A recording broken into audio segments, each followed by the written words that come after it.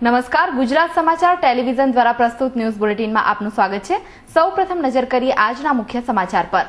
વ્યાજદરમાં વધારો, કાર તથા હોમ લોન મોંઘા થશે, મોંઘવારી પડકારજનક, રેપો રિવર્સ રેટમાં 0.25%નો વધારો કરતી રિઝર્વ બેંક।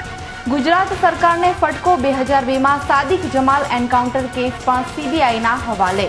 અને એસજી હાઈવે પરના ઓડીના શોરૂમમાંથી 4 મહિના પહેલા કાર લઈને ફરાર થયેલ શખ્સ ક્રાઇમ બ્રાન્ચના હાથે ઝડપાયો। સમાચાર વિગતવાર।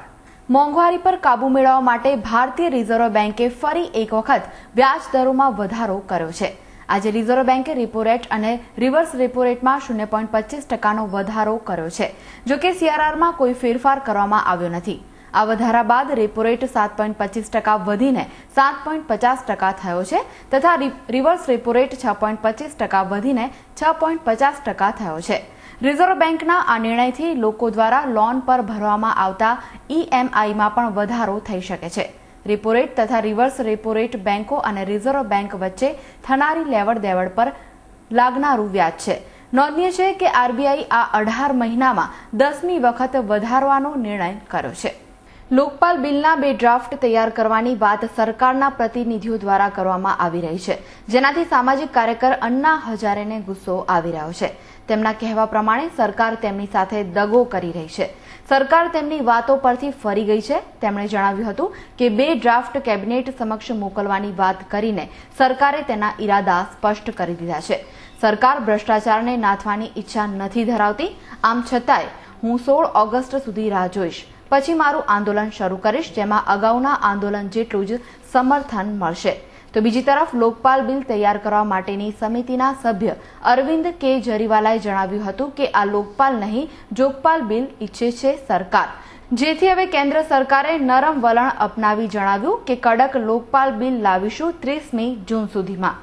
ગુજરાતના ચકચારી એવા સોરાબુદ્દીન એન્કાઉન્ટર કેસ તેમજ તુલસી પ્રજાપતિ એન્કાઉન્ટર કેસ સીબીઆઈને તપાસ માટે સોંપાયા બાદ આજે ગુજરાતના ત્રીજા અત્યંત ચકચારી સાદિક જમાલ એન્કાઉન્ટર કેસની તપાસ પણ આજે હાઈકોર્ટ દ્વારા સીબીઆઈને સોંપવાનો આદેશ કર્યો છે, જેથી રાજ્ય સરકારને વધુ એક ફટકો પડ્યો છે।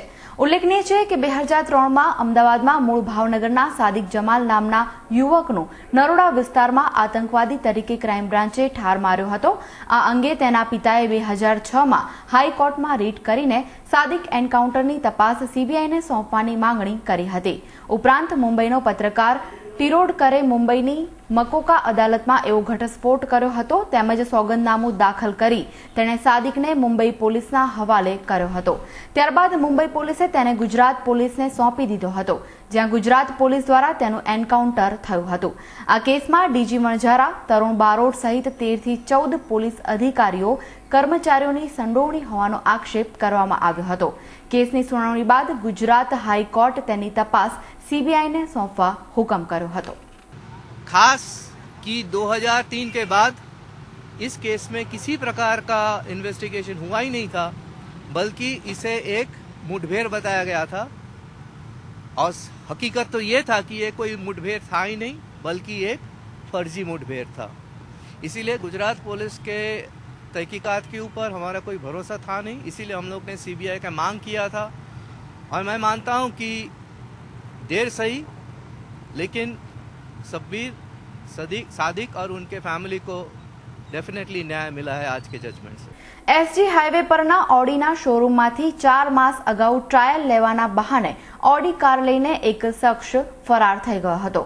પ્રાપ્ત માહિતી અનુસાર પોલીસ પેટ્રોલિંગ દરમિયાન આજે ચોરાયેલી આ ઓડી ગાડી સાથે અનુપસિંહ અર્જુનસિંહ પઢિયાર ઉંમર 32 વર્ષ રહેવાનું ગાંધીનગર સેક્ટર 20માં પૂછપરછ દરમિયાન તેણે કબૂલ્યું હતું કે પોતે એસજી હાઈવે પરના શોરૂમમાંથી ગયા ફેબ્રુઆરી માસમાં ટેસ્ટ ડ્રાઈવના બહાને ઓડી ગાડી ઉઠાવી ગયો હતો અને પોતાને ત્યાં નામ લખ્યું હતું ભાવેશ કાબરા ગાંધીનગર। હાલમાં તો ડીએલએફ કંપનીમાં મેનેજર તરીકે કામ કરતો હોવાનું તેણે કબૂલ્યું છે, તેમજ આ ગાડી પોતાના મોજશોખ માટે ચોરી કરી હતી। આ ગાડીની કિંમત ₹90 લાખ છે। આ શખ્સની આર્થિક સ્થિતિ ઓડી કાર ખરીદવા જેટલી સદ્ધર નહોતી, જેના કારણે આજે ક્રાઇમ બ્રાન્ચે તેની ધરપકડ કરી વસ્ત્રાપુર પોલીસને સોંપવામાં આવ્યો છે। ત્યાં તેના પર ચોરી છેતરપિંડીનો ગુનો નોંધી વધુ તપાસ हाथ धरी है। इन्फॉर्मेशन आई कि एक गाड़ी अमदावाद ने गांधीनगर विस्तार में फरे है, तो ये इन्फॉर्मेशन आधारे આપણે અમદાવાદમાં વીએસ હોસ્પિટલ પાલડીની આસપાસ એને ઇન્ટરસેપ્ટ કરી અને ગાડી અને એની સાથે જે ચોરનાર માણસ હતો એ બંનેને એરેસ્ટ કર્યા છે અને ગાડી કબજે કરી છે. હા, પ્રી પ્લાનિંગ એટલે એને મોજ શોખ માટે જ ગાડી લેવાનું નક્કી કર્યું હતું. એને વેચવાનો અથવા એનાથી કોઈ આર્થિક લાભ લેવાનો હતું નહીં, પણ એને જે મીડિયામાં અને જે રીતે આવે છે એ રીતે મોજ શોખ માટે ગાડી લીધી હતી. પ્રદેશ કોંગ્રેસમાં છેલ્લા કેટલાક સમયથી હાંસિયામાં ખસેડી દેવામાં આવેલા શંકરસિંહ વાઘેલા કોંગ્રેસ સાથે છેડો ફાડવાની તૈયારી કરતા જ તેમને મનાવવા રાષ્ટ્રીય કક્ષાએથી પ્રયાસો શરૂ કરી દેવામાં આવી રહ્યા છે. તેમને મહારાષ્ટ્ર અથવા રાજસ્થાનમાંથી રાજ્યસભા માટે ટિકિટ અપાય તેવી શક્યતા છે. જોકે બાપુની માંગણી તો કેબિનેટમાં સમાવેશ કરવાની છે. હાલના તબક્કે શંકરસિંહનું નામ રાજ્યસભા માટે ચર્ચાઈ રહ્યું છે. શહેરના નારણપુરા સોલા રોડ ખાતે કોર્પોરેશન દ્વારા એક મોટો ખાડો ખોદી તેમાં જોખમી લાઇટના વાયરો તેમજ ટેલિફોન વાયરોનું કામ છેલ્લા ઘણા સમયથી મંદ ગતિથી ચાલી રહ્યું છે, જેની હવે ચોમાસા દરમિયાન આ મુખ્ય માર્ગ પરનો જોખમી ખાડો વાહન ચાલકો તેમજ ત્યાંના સ્થાનિક રાહદારીઓ માટે ચોમાસામાં વધુ જોખમી રહેશે, જેથી ત્યાંના રહીશોએ તંત્ર સામે આક્રોશ વ્યક્ત કરતા જણાવ્યું હતું, સમય મળે ત્યારે કામ કરવા આવે છે અને ના મળે જ્યારે મુખ્યમંત્રી આવે તો રાતોરાત બધા ખાડા ખોદાઈ જાય છે, રાતોરાત બધું પૂરાઈ જાય છે.